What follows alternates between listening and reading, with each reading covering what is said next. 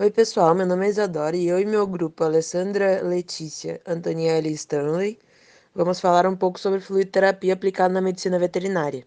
A gente vai dividir a apresentação em três partes: uma parte de conceitos, uma parte de usos, ou seja, quando aplicar, e uma parte de como aplicar na rotina. Antes de começarmos a falar de fluidoterapia, é preciso saber um pouco sobre o conceito de homeostase e de sua importância. Bem, o conceito de homeostase pode ser definido como o conjunto de mecanismos capazes de fornecer um estado de equilíbrio do meio interno. O que isso quer dizer? Isso significa que a homeostase ou homeostasia é responsável por manter condições constantes de propriedades como temperatura ou pH, por exemplo. Esses mecanismos homeostáticos, eles são dependentes da composição e volume dos líquidos corporais, ou seja, dos fluidos que compõem todo o organismo, de forma a manter as reações adequadas dentro de cada sistema. Portanto, a fluidoterapia vem a ser essencial para a homeostase, que leva a um bom funcionamento das condições corporais internas dos animais. Falando agora da fluidoterapia em si, a fluidoterapia consiste em um procedimento em que é feito a administração de fluidos. E o objetivo de se realizar este procedimento consiste em fazer a reposição de água e eletrólito nos pacientes. A fluidoterapia ela envolve 4 etapas, que são as etapas de reanimação, reidratação, manutenção e reposição de perdas hídricas do paciente. Todas essas etapas elas serão explicadas nos próximos slides.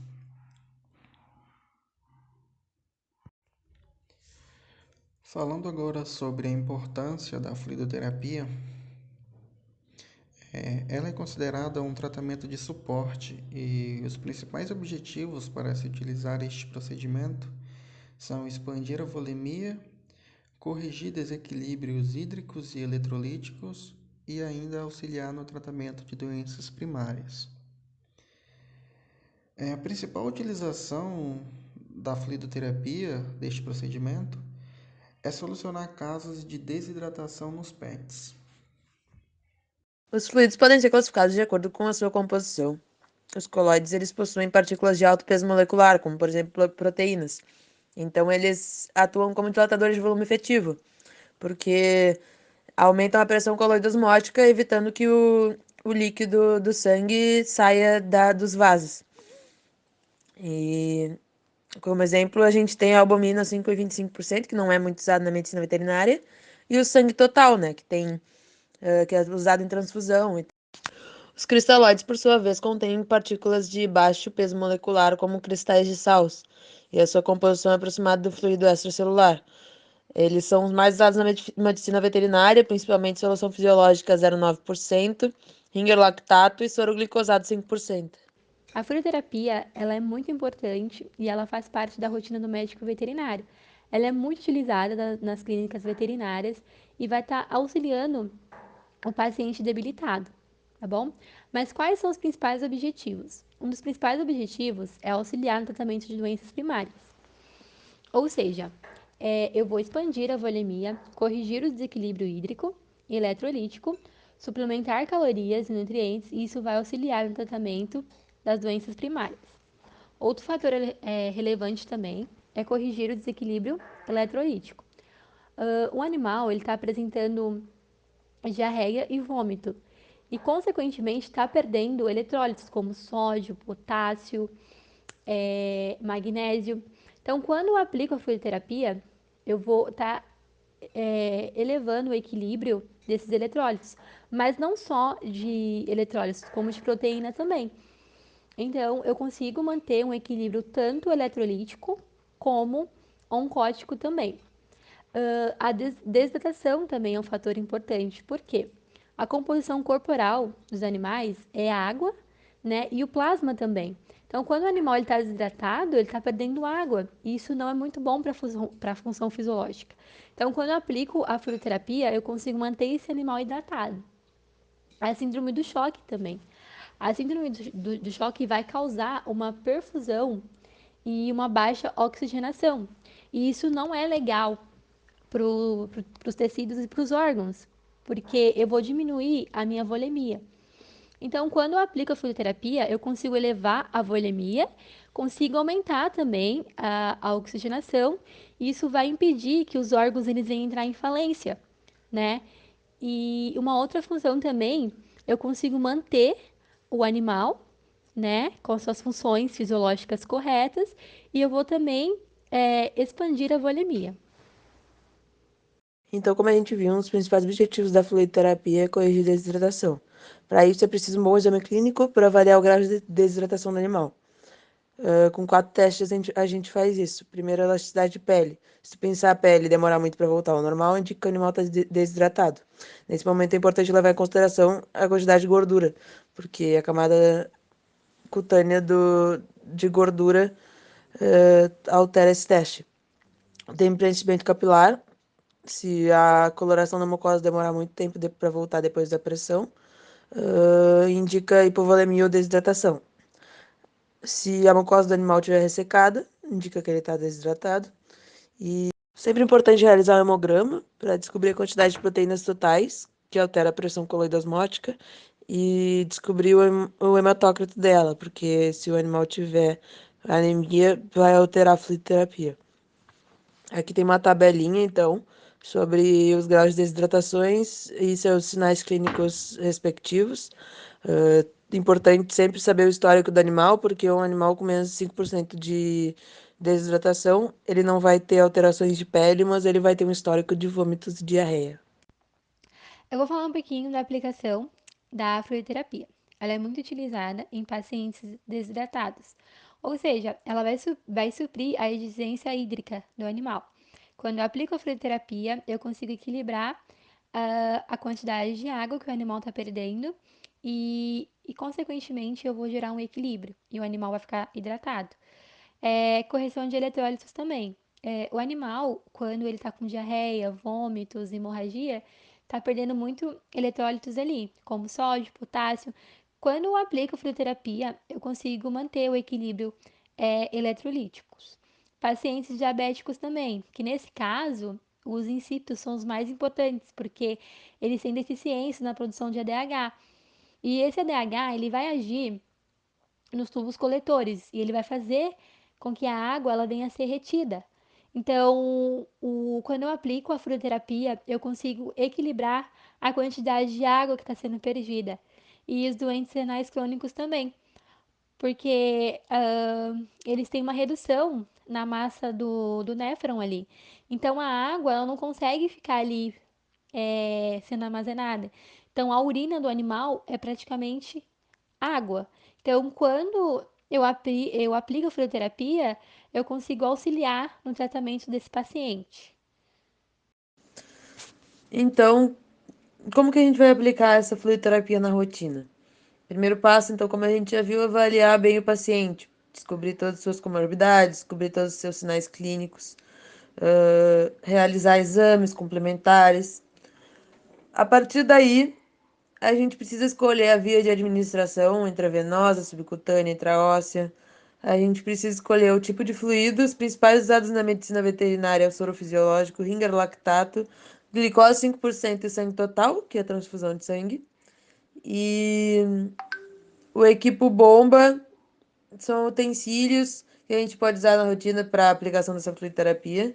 E por fim, a gente vai calcular o volume diário de fluidoterapia que esse animal vai receber. Para tu escolher a via de administração, então tem algumas opções. A intravenosa é a mais utilizada.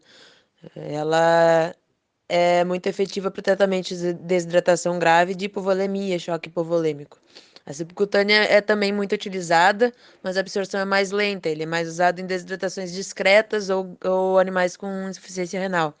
A intraóssea é uma alternativa para a intravenosa em animais muito pequenos, quando não é possível fazer um acesso intravenoso. Tem que se atentar ao risco de osteomielite nessa via.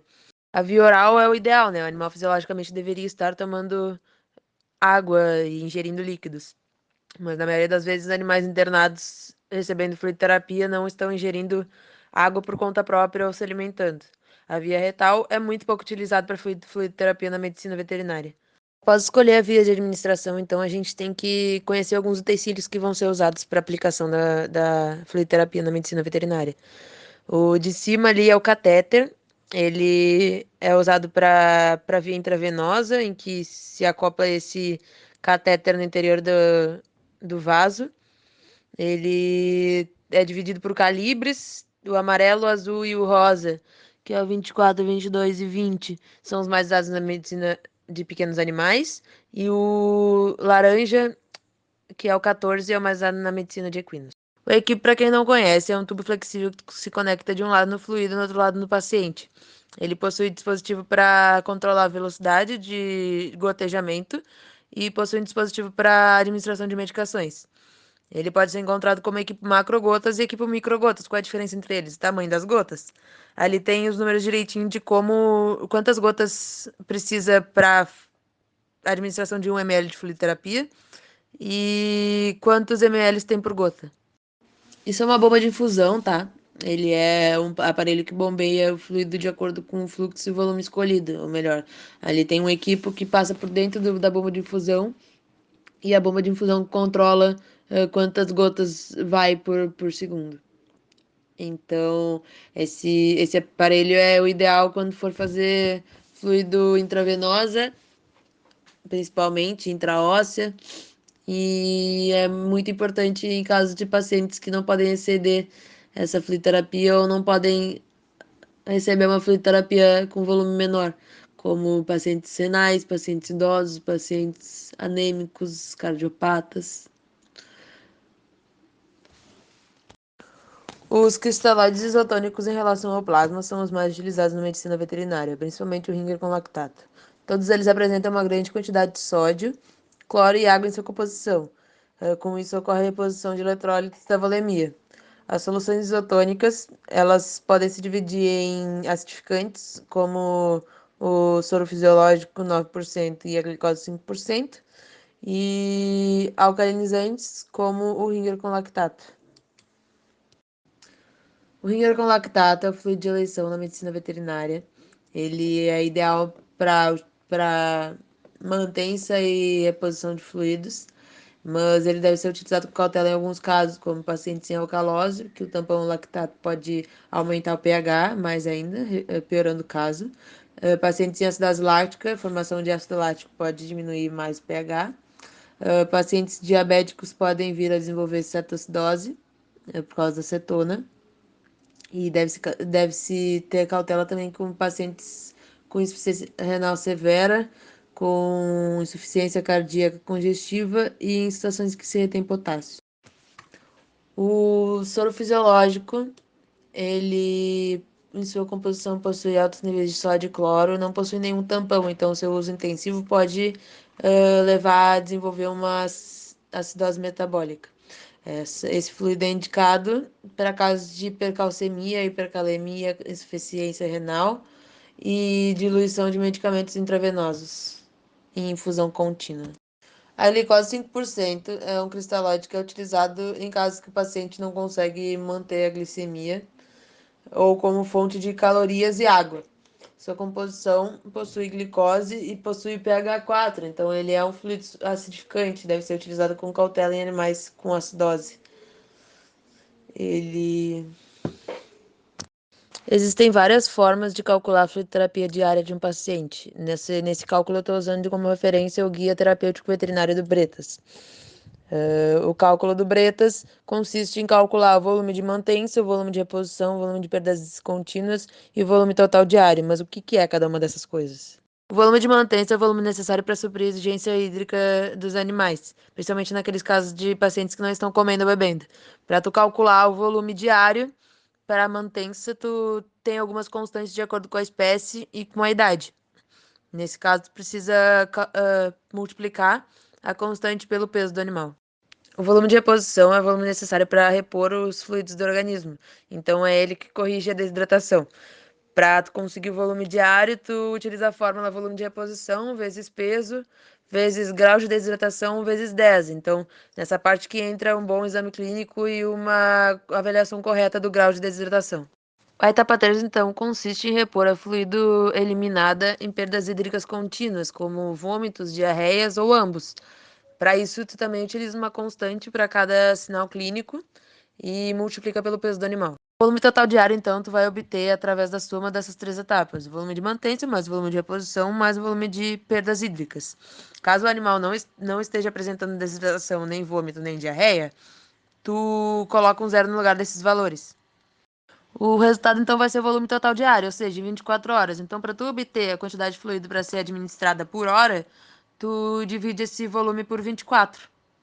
É importante ressaltar que um animal recebendo fluidoterapia deve ser constantemente reavaliado, de acordo com as mudanças do seu quadro clínico, ou seja, se um animal apresenta um grau inferior de desidratação do que quando ele chegou, o volume vai ser alterado. Se o animal não está mais apresentando perdas contínuas, o volume vai ser alterado. Se o animal voltou a se alimentar e beber água, o volume vai ser alterado. Alguns fatores de risco devem ser levados em consideração no cálculo desse volume e na aplicação desse fluido. Animais com função cardíaca comprometida possuem alterações de distribuição de fluido corporal, então o volume aplicado deve ser menor, o fluxo deve ser menor para evitar a formação de edema e efusão. Animais com função renal comprometida precisam de estimulação da função renal, então a fluidoterapia pode ser intensa. Animais anêmicos, a aplicação de cristalóides pode piorar a situação, porque ocorre hemodiluição, diminuindo a concentração de hemácias. O ideal, então, é a utilização de um colóide, o sangue total. Então, o ideal é a transfusão de sangue. Na hipoproteinemia, então, não é indicado também a utilização de cristalóides, pelo mesmo motivo de hemodiluição. Então, a concentração de proteína ia ficar menor ainda, podendo levar a uma formação de edema. Nesse caso, na medicina humana é utilizado a albumina 5%, 25%, mas na veterinária não é acessível. Então, utiliza-se suplementação de proteína via oral. Por fim, pacientes idosos possuem um metabolismo muito lento e alterações de distribuição, então o fluido deve ser aplicado lentamente. Por fim, eu vou exemplificar para vocês alguns casos da aplicação da fluidoterapia na medicina veterinária. Primeiro exemplo vai ser um paciente canino, Shih Tzu, de 6 quilos e 5 meses. O diagnóstico dele foi parvovirose. Ele está apresentando anorexia, dipsia, ou melhor, não está se alimentando nem bebendo, e está apresentando vômito e diarreia. Etapa 1, mantença. Ele é um filhote, então a constante vai ser 70 ml por quilo por dia. Então esse 70 vai ser multiplicado por 6 quilos e vai dar 420 ml por dia. Etapa 2, reposição. O animal não está apresentando nenhuma alteração de elasticidade de pele, mas ele está apresentando vômito e diarreia. Então, o grau de desidratação dele é 5%. Na aplicação da fórmula, 6 quilos vezes 5 vezes 10, 300 ml por dia. Etapa 3, perdas contínuas. O animal está apresentando vômito e diarreia. Então, a constante para utilizar no caso dele é 60 ml por quilo por dia. Multiplicando 60 por 6 quilos, 360 ml por dia. O volume total diário, então, vai ser a soma dessas 3 etapas, que vai ser 1.080 ml por dia. Para tu obter o fluxo, ou seja, ml por hora, tu divide por 24, obtendo o valor de 45 ml por hora. Sempre lembrando de reavaliar o paciente diariamente. Então, se o animal volta a comer, volta a beber, não apresenta vômito mais diarreia, esse cálculo de volume vai ser alterado. Exemplo 2, então, vai ser um paciente equino da raça crioulo, de 8 anos e 350 quilos. Ele está com diagnóstico de colite, ele está apresentando um grau de desidratação 5 e está apresentando diarreia há 10 dias. Na mantença, então, a constante de mantença do equino adulto é de 30 a 60. Eu escolhi, nesse caso, 50 pela gravidade do caso. Está apresentando diarreia há 10 dias. Então, 50 vezes 350 é 17.500. No volume de reposição, ele está apresentando grau 5 de desidratação. Então, 350 vezes 5 vezes 10, 17.500. Perdas contínuas, ele está apresentando diarreia. A constante de diarreia é 50 ml por quilo por dia. Então, 50 vezes 350 é 17.500. O volume total vai ficar 17.500 vezes 3, porque coincidentemente nessas 3 etapas deu 17.500. Então, o volume total vai ficar 52.500 ml, 52,5 litros. Para tu saber, então, o fluxo, tu divide esse valor por 24, obtendo 2.187,5 ml por hora. Ou melhor, ele teria que fazer mais de 4 fluidos de 500 ml por hora. Sempre importante relembrar e avaliar o paciente diariamente. Então, esses são os nomes dos componentes do grupo. aí as referências e em nome de todo o grupo eu agradeço a atenção até aqui.